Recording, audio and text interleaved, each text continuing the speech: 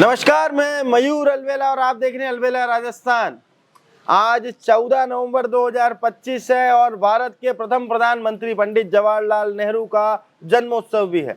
इसको हम बाल दिवस के रूप में भी मनाते हैं। तो उदयपुर के चाचा नेहरू से आज आपकी मुलाकात करवाते हैं। उदयपुर के चाचा नेहरू यानी चंद्रगुप्त सिंह जी चौहान साहब, सबसे पहले चैनल पे बहुत बहुत स्वागत है। बहुत प्रणाम आपको, बहुत बहुत आपका स्वागत है जी।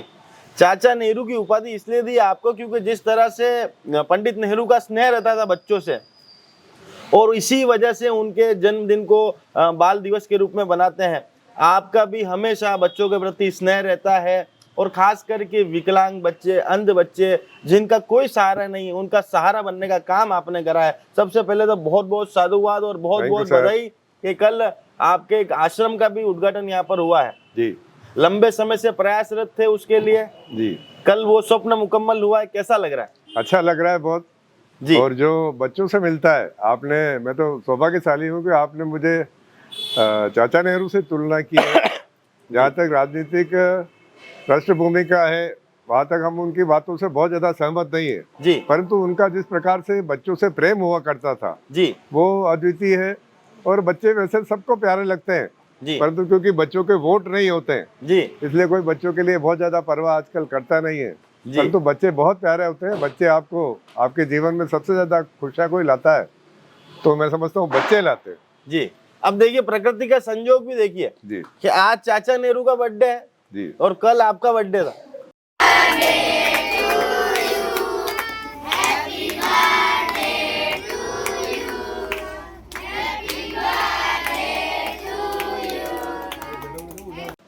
मतलब लमसम समांतरताएं जो है ये महादेव जी ने बिल्कुल बिठा रखी है आपकी। जी जी ऐसा कुछ नहीं है ना। मैं समझता हूँ एक हमारे कहावत भी है कि जो नवंबर में पैदा होते हैं वो सेंसिटिव लोग होते हैं। जी। तो स्कॉर्पियन होते हैं वो सेंसिटिव होते हैं। तो जो सेंसिटिव होता है स्वाभाविक रूप से बच्चों से प्रेम होता है, प्रकृति से प्रेम होता है। जी। तो ये सब स्वाभाविक है, ये ईश्वर की देन है। इस आश्रम के लिए कितना संघर्ष करना पड़ा आपको? और नहीं ये आश्रम स्वप्न था ये आश्रम का बड़ा स्वरूप है, अभी काम बाकी है। जी। तो जो अंधे बच्चों के लिए, जो ब्लाइंड बच्चों के लिए जो काम करना है वो भी बाकी है। जी। अभी नगर निगम के सहयोग से हम बच्चों को रखे हुए हैं जी। परंतु नगर निगम हम किसी भी आश्रित नहीं रहे, अपना स्वयं का करें। जी। उस दृष्टिकोण से अभी दृष्टिबाधित बच्चों का काम काफी अभी बाकी है और मैं समझता हूँ इस वर्ष उसको लेंगे। अभी ये जो आश्रम है वहाँ पर उसको एक बड़ा स्वरूप दिया गया है।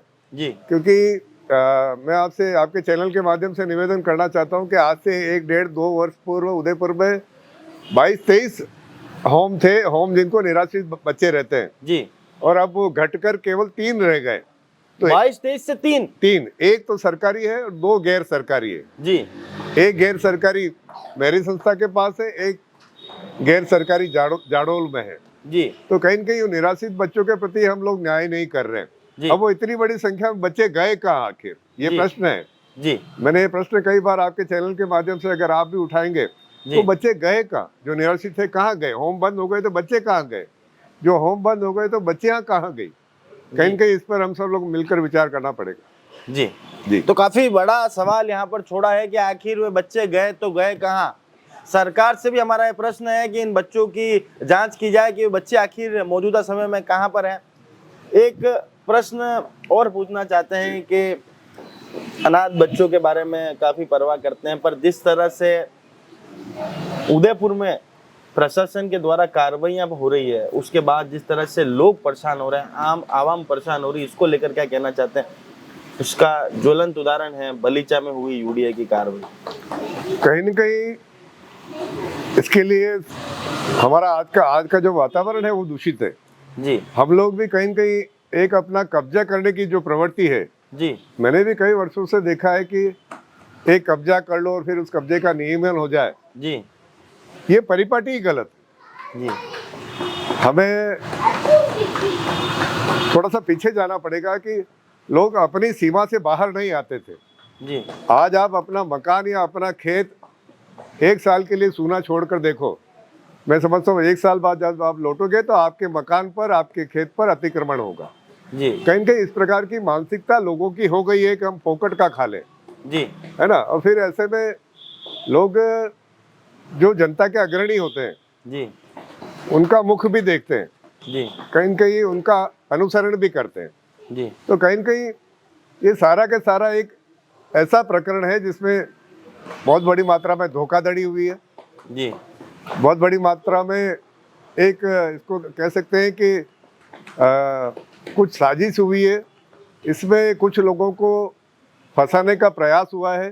जी पर्दे के पीछे कौन लोग हैं और वो जिन्होंने ऑर्गेनाइज क्राइम किया है, एक संगठित अपराध, जी, उस प्रकार के लोग इसके पीछे हैं। मैं समझता हूँ बहुत अच्छी सी बात मुझे याद आ रही है कि हम सब लोग जब परिवार का संगठन परिवार का काम करते थे जी, तो हमारे जो भी अग्रणी नेता थे उनका हमें ये निर्देश था कि जमीन से जुड़कर काम करो, ग्रास रूट पर काम करो। जी, मैं समझता हूँ ग्रास रूट तो लोगों ने छोड़ दिया है, जमीनें पकड़ ली है, कहीं न कहीं ये सारा का सारा वातावरण इस बात को दूषित कर रहा है। जी। तो अब अच्छा, ग्रास रूट छोड़ दिया, उससे एक बात और याद आई। मौजूदा समय में आपकी पार्टी में बहुत सारे ऐसे पदाधिकारी हैं, बहुत सारे ऐसे नेतागण हैं जो यूं नहीं कहते हैं कि एक कहावत है मेवाड़ी में, आपा तो आपान सबरा पापा। हाँ, तो वैसे अनुसरण पे वे चल रहे हैं, मतलब अपने आप को इतना बड़ा वे मानने लगे हैं कि पार्टी की गाइडलाइन तो बिल्कुल साइड में, अपनी दुकान में चलाने लगे हैं, अपने आप को सर्वोपरि मानने लगे हैं। क्योंकि जो लोग संघर्ष कर रहे थे, जो उम्र का तकादा था, इस वजह से उन्हें साइडलाइन कर दिया गया, पर बहुत सारे नए चेहरों को मौका दिया गया। इस पर क्या कहना चाहते हैं? नहीं, इसमें कहीं न कहीं थोड़ा सा साइडलाइन वाली बात नहीं है। इसमें है कि पार्टी ने कुछ नियम बनाए, कुछ नॉर्म्स बनाए, उस नॉर्म्स के अंतर्गत उन्होंने मंडल से अब मंडल को मजबूत करने की पार्टी की नीति है। पार्टी इस नीति पे चल रही है कि मंडल इतना मजबूत हो जाए। सामान्यतः पहले हर चीज जिले पे छोड़ी जाती थी, अब पार्टी के केंद्रीय संगठन का इस प्रकार का सोच है कि सीधे मंडल से मंडल को मजबूत किया जाए और अगले चरण में हम लोग इकाइयों को मजबूत करने का पार्टी ने सोचा है। तो मंडल को मजबूत कैसे करेंगे, तो उसके लिए युवा लोगों की आवश्यकता है। जिले को मजबूत उससे ज्यादा कैसे करेंगे, क्योंकि जिले को नियंत्रण करना होता है मंडलों में। अब जैसे मैं मेरे जिले की बात करूं, 36 मंडल है, आदमी एक दिन में एक मंडल का प्रवास करे ना तो भी एक महीने में 26 मंडल नहीं कर सकता। तो कहीं न कहीं मंडलों को अपने स्तर पर खड़ा करने का प्रयास इसमें है। और जहाँ तक युवा नेताओं का प्रश्न है, ये तो पार्टी की नीति है। पार्टी ने कहा कि मंडल और जिला ये दो ऐसे महत्वपूर्ण काम है। मैं आपसे मयूर भाई एक और निवेदन करना चाहता हूँ, पार्टी 24/7 मतलब 24 घंटे पार्टी अपना उपयोग कार्यकर्ताओं का करना चाहती है। क्योंकि पार्टी 2047 का जो विजन लेकर चल रही है उसमें बहुत समझदार, बहुत सुलझे हुए, बहुत परिश्रमी सामाजिक कार्यकर्ताओं को और पार्टी के दायित्ववान लोगों की जरूरत है। और पार्टी की अपनी सोच है। जी जी। अब एक अंतिम आपसे प्रश्न कि भाई मौजूदा समय में भारतीय जनता पार्टी में जो गुटबाजी देखने को मिल रही है जी, और गुटबाजी का शिकार हो रही है उदयपुर की आम जनता। एक जना पे आरोप लगता है कि उन्होंने कब्जे करे, एक जना उनकी शिकायत करता है और पिस जाती है गरीब जनता। इस पर क्या कहना है? नहीं, यूडी आप, मैं समझ रहा हूँ आप यूडी की कार्रवाई को लेकर इसका सारा का सारा आप वातावरण बता रहे हैं।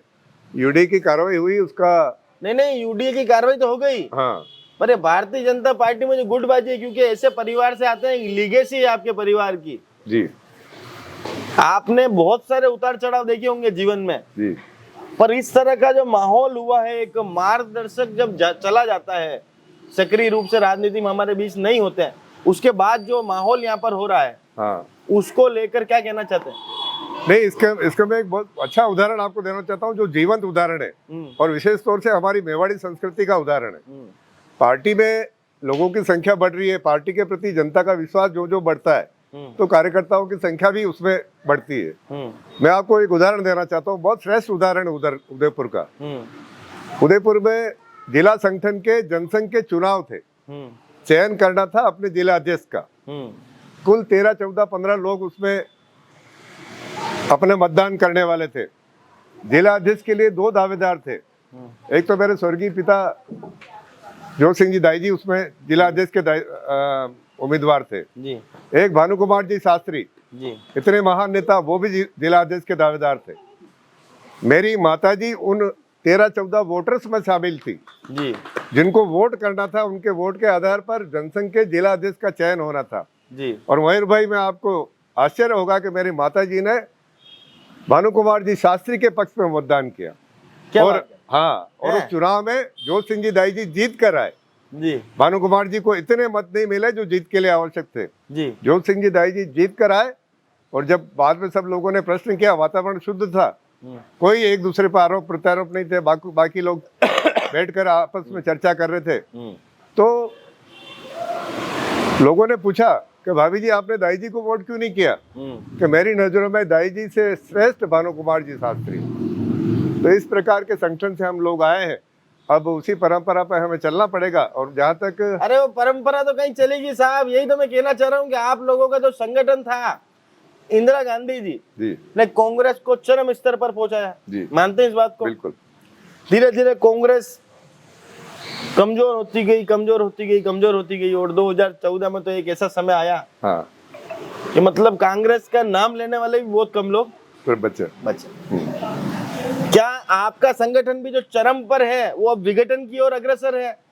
नहीं, विघटन की ओर अग्रसर नहीं है। इसमें मैं समझता हूँ हमारे यहाँ कार्यकर्ताओं की संख्या बहुत तेजी से बढ़ रही है। संख्या तो उनके पास भी थी साहब, संख्या उनके पास थी, पर उनका संगठन का ढांचा नहीं था। उनके यहाँ मंडल की रचना नहीं थी, उनके बैठकर विचार विमर्श नहीं होता था, उनके यहाँ पर जाजम पर बैठकर निर्णय नहीं होते थे। हमारे संगठन, आपके यहाँ जाजम पर नहीं बैठ रहे साहब, आजकल तो जमीनों पे कब्जे कर रहे हैं। नहीं, हमारे यहाँ आज भी कोर कमेटी बनी हुई है जी, और कोर कमेटी में सारे निर्णय होते हैं जी, सारे चयन होते हैं। अब ठीक है, इतना बड़ा परिवार है तो कुछ न कुछ मतभेद जरूर आते हैं, परंतु मैं समझता हूँ पार्टी को इस पर विचार कर रही है पार्टी। और भारतीय जनता पार्टी एकमात्र ऐसा संगठन है जहाँ पर सोचने वाले, चिंतन करने वाले, मनन करने वाले और दर्शन देने वाले जी थिंक टैंक्स यहाँ पर भारतीय जनता पार्टी के हैं जी। तो अभी जब संख्या बढ़ती है, हम किसी सार्वजनिक भोजन में भी जाते हैं, जब 8 बजे का समय होता है, जब सर्वाधिक भीड़ पड़ती है, उस समय कहीं न कहीं उन काउंटर्स पर भी अफरा तफरी मच जाती है जी। तो मैं समझता हूँ अभी भारतीय जनता पार्टी का संगठन चरम पर है। ऐसे में सब कार्यकर्ताओं को पार्टी काम देने का प्रयास कर रही है और निश्चित रूप से भारतीय जनता पार्टी 2047 तक देश में अपना सपना पूरा करते हुए देश को परम वैभव पर ले जाएगी, ऐसा मेरा अपना सोच है जी। तो ये थे चंद्रगुप्त सिंह जी, जिन्होंने स्पष्ट यहाँ पर कराया कि भाई 8 बजे का समय होता है, अमूमन हम किसी भी भोजन में जाते हैं, 8 बजे का अमूमन जो समय होता है वो सभी के भोजन करने का समय होता है, तो उस समय काउंटर पर भी अफरा तफरी मच जाती है। ऐसी ही भारतीय जनता पार्टी है जहां पर कार्यकर्ताओं की संख्या ज्यादा होगी है, इसलिए थोड़ी अफरा तफरी मची है। 9 बजने दो, सब कुछ सामान्य यहाँ पर होता दिखाई देगा। अब ये देखना दिलचस्प होगा कि भारतीय जनता पार्टी की फूट की वजह से कब तक उदयपुर की आम आवाम परेशान होती रहेगी। क्या भारतीय जनता पार्टी के बड़े नेता इस पर कोई एक्शन ले पाएंगे? हालांकि आज दिन दूसरा है, आज चाचा नेहरू की जन्मोत्सव है और चंद्रगुप्त सिंह जी को हमने आज जो बिल्कुल चाचा नेहरू के माफर्ती लोगों से, बच्चों से प्यार करते हैं, इसीलिए जय हिंद, जय भारत, जय मेवाड़। बहुत बहुत धन्यवाद।